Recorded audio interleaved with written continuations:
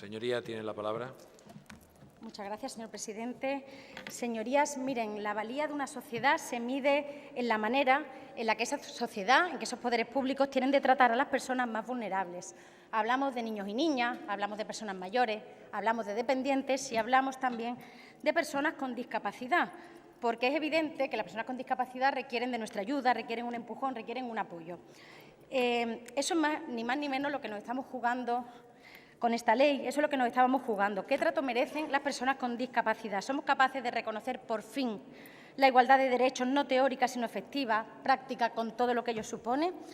Nosotros, justo al inicio del texto, nos planteábamos una enmienda para cambiar la misma definición de discapacidad, porque nosotros la entendemos como la situación que resulta de la interacción entre las personas con competencias limitadas y/o alternativas y cualquier tipo de barreras que limiten o impidan su participación plena y efectiva en la sociedad, en igualdad de condiciones con los demás. Hablamos de barreras físicas que en muchas ocasiones son además barreras psicológicas y además las barreras psicológicas sin duda son las más difíciles de romper. Porque, no lo olvidemos, es el entorno el que es discapacitante, es el entorno el que hace que una persona tenga discapacidad. Aunque la enmienda no se admitió como tal, se ha mantenido su espíritu en el resto de nuestras enmiendas y estamos seguras que también en las enmiendas lo hemos comprobado de otros grupos parlamentarios. Como decía, el entorno es el discapacitante. Transformar esto es una tarea que nos compete a todos y a todas, pero sobre todo a los poderes públicos que no pueden abdicar de su responsabilidad y eso es lo que tenemos que hacer aquí a día de hoy. Lamento decirlo, da la impresión de que está pasando o que podría pasar. La manera a que a día de hoy se percibe todavía la discapacidad provoca que las personas que la padecen sigan siendo un grupo vulnerable, que además es muy numeroso y que tiene muy difícil la plena inclusión y que ha visto como sus derechos más básicos y elementales han resultado vulnerados. Esta situación condiciona y obstaculiza su desarrollo personal, así como el disfrute de servicios y derechos que los demás los damos por dados y tenemos acceso a ellos sin ningún tipo de problema. Capacidades que son ignoradas, además, porque no son requeridas en una economía basada en la mercantilización única y exclusivamente. Lo hice en mi primera intervención con respecto a esta ley y lo voy a volver a hacer porque es muy importante. Hay que hablar de cifras. Actualmente, en el 22% de los hogares andaluces hay alguna persona con discapacidad. De más de las 700.000 personas que integran este colectivo en Andalucía, más de 560.000 tienen reconocido un grado igual o superior al 33%. Si nos referimos, por tanto, al entorno de influencia, más de 2 millones de ciudadanos y ciudadanas sufrimos las consecuencias del trato injusto y discriminatorio que sufre este colectivo. Como recordarán, fuimos muy críticos con el proyecto de ley, a pesar del entusiasmo con el que recibimos el anuncio de que por fin íbamos a adaptar nuestra legislación autonómica a la Convención Internacional sobre los Derechos de las Personas con Discapacidad, que no olvidemos, se aprueba en 2006 y entra en vigor ya para España en 2008, llevábamos un poco de retraso.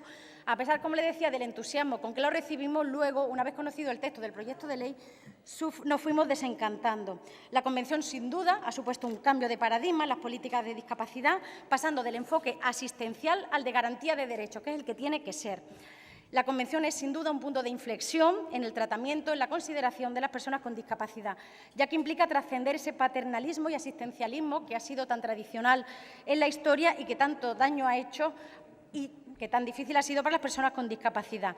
Son titulares de derechos públicos y los poderes públicos están obligados a garantizar que el ejercicio sea pleno y efectivo. En este sentido, como le decía, saludamos en su día la presentación del proyecto de ley, aunque no compartíamos el objetivo. Tengo que decir que, a pesar del desencanto inicial, hemos afrontado la tramitación con ánimo constructivo. Hacía falta una nueva regulación adaptada a la Convención. El sector de las personas con discapacidad nos decía que había que trabajar por el texto porque realmente era el momento de adaptarlo y de conseguir una regulación más actual y en eso nos hemos puesto. En este punto, dar las gracias a los numerosos agentes sociales que han venido a comparecer en la tramitación de la ley. Nuestras enmiendas, como las de otros grupos, son fruto de sus aportaciones y, sin duda, sin ellos, el texto sería mucho peor de lo que va a ser o como va a quedar en el día de hoy. Había puntos positivos, a pesar de nuestras críticas y reticencias al principio, hay que reconocerle que ya de entrada había referencia al derecho de las personas en situación de dependencia a la autonomía personal para llevar a cabo una vida independiente, aunque ahí creemos que todavía hay muchísimo camino por recorrer. También el reconocimiento de la situación de especial vulnerabilidad de las niñas y mujeres con discapacidad. La reserva de un porcentaje de plaza en los cursos de formación de la Junta de Andalucía, lo que tiene que ver con las escuelas taller, casas de oficio, talleres de empleo, etcétera. No podemos olvidar que el empleo, la falta de empleo, en este caso, es uno de los grandes problemas que afronta el grupo de personas con discapacidad. También destacábamos entonces dos problemas básicos. Uno, guardaba relación con el carácter de la norma, que era muy ambigua, era programática, decíamos declarativa, que realmente no creaba derechos. En su día decíamos que esto nos parecía un problema. Lo decía incluso el Consejo Económico y Social en su informe. Tengo que decir que en la tramitación, creo que los distintos grupos parlamentarios hemos intentado que eso cambie y que poco a poco hemos ido consiguiendo que se reconozcan algunos derechos que podían estar en el espíritu, pero que no estaban plasmados en el texto inicial. Creo que este texto que queda es infinitamente mejor que el original, creo que concreta muchos más aspectos, pero no podemos obviar un problema fundamental, y es que en esta materia, como en tantas otras, además de una ley que reconozca la igualdad de derechos, de posiciones, necesitamos una buena aplicación.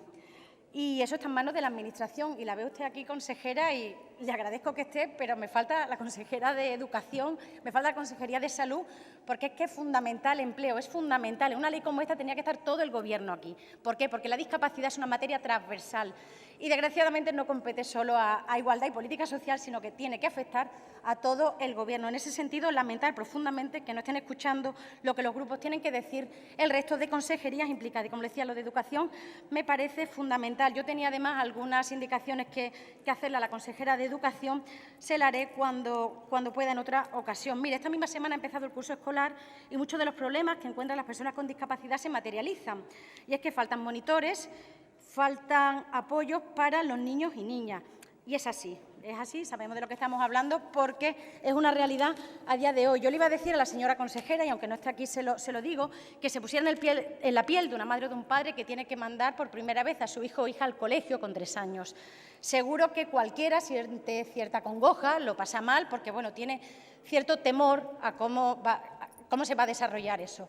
Sin embargo, piensen si ese niño o niña tiene discapacidad, si a lo mejor no es capaz de relacionarse, no es capaz de hablar, no controla esfínteres o no anda. Es decir, tiene una situación de desventaja con respecto al resto del alumnado. No entiendo que los monitores, que los PT, que los AEL no estén en la primera línea dentro de las prioridades del Gobierno andaluz.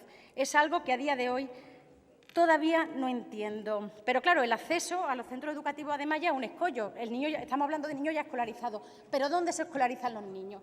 Nosotros hemos trabajado con el Partido Socialista una enmienda que nos parece fundamental, que es la igualdad en el acceso a los centros sostenidos con fondos públicos.